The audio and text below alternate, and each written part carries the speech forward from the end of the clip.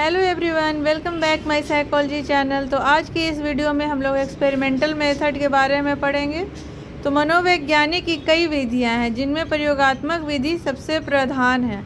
इसमें प्रयोगकर्ता प्रयोजों को विभिन्न समूहों में यादृच्छिक आवंटन करता है और स्वतंत्र चर को मापकर इसका प्रभाव आश्रित चर पर अध्ययन करता है। प्रयोगात्मक विधि मात्र एक ऐसी मनोवैज्ञानिक विधि है जिसके माध्यम से प्रयोगकर्ता स्वतंत्र चर तथा आश्रित चर के में कारण परिणाम संबंध कायम करता है। अब ये स्वतंत्र चर क्या है, आश्रित चर क्या है, देखते हैं। स्वतंत्र चर वैसे चर को कहते हैं जिसमें प्रयोगकर्ता जोड़ तोड़ करता है, और आश्रित चर वैसे चर को कहा जाता है जिसके बारे में प्रयोगकर्ता पूर्वकथन करता है। प्रयोगकर्ता जिन चरों को प्रयोग के दौरान नियंत्रित करके रखता है उसे बहिरंग चर कहा जाता है। जिस समूह में स्वतंत्र चर उपस्थित रहता है उसे प्रयोगात्मक समूह, और जिस समूह में स्वतंत्र चर अनुपस्थित रहता है उसे नियंत्रित समूह कहा जाता है। कुछ स्वतंत्र चर ऐसे होते हैं जिसमें प्रयोगकर्ता सीधे या प्रयोगात्मक ढंग से जोड़ तोड़ उत्पन्न कर सकता है। इसे टाइप ई स्वतंत्र चर कहते हैं। जैसे आवाज़ की तीव्रता, इसे घटाया बढ़ाया जा सकता है। रोशनी की तीव्रता, रोशनी को भी घटाया बढ़ाया जा सकता है। तो उसमें जोड़ तोड़ करा ना, एक जो प्रयोग करता है वो जोड़ तोड़ करा कि मान लीजिए कि आपका आवाज़ की तीव्रता देखना है कि जो मैं बोल रही हूँ वो आप लोग तक पहुँच पा रहा है कि नहीं, तो आवाज़ की तीव्रता बढ़ाना है या घटाना है। तो ये हुआ टाइप ई का एग्जाम्पल।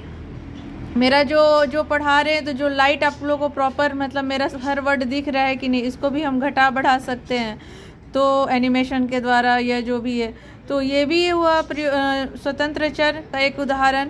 कुछ स्वतंत्र चर ऐसे होते हैं जिनमें प्रयोगकर्ता जोड़ तोड़ सीधे ना करके मात्र चयन द्वारा ही कर सकता है। इसे टाइप एस का उदाहरण देते हैं। जैसे उम्र, यौन, इसे तो हम घटा बढ़ा नहीं सकते। जो उम्र है वो बढ़ रहा है अपने अकॉर्डिंग, उसे हम उसमें छेड़छाड़ नहीं कर सकते हैं। बहिरंग चरों के नियंत्रण के कई विधियां हैं जिनमें विलोपन, स्थिरता, संतोलन, प्रतिसंतोलन, यादृच्छिकरण तथा बहिरंग चर को स्वतंत्र चर के रूप में उपयोग करना प्रमुख है। प्रयोग में जब किसी निरूपण के प्रति अनुक्रिया या आश्रित चर की अनुक्रिया का कारण निरूपण न होकर उसके प्रति विशेष तरह की प्रत्याशा होती है तो इसे प्लेशो इफेक्ट कहा जाता है। एकदम याद करने वाला पॉइंट है ये।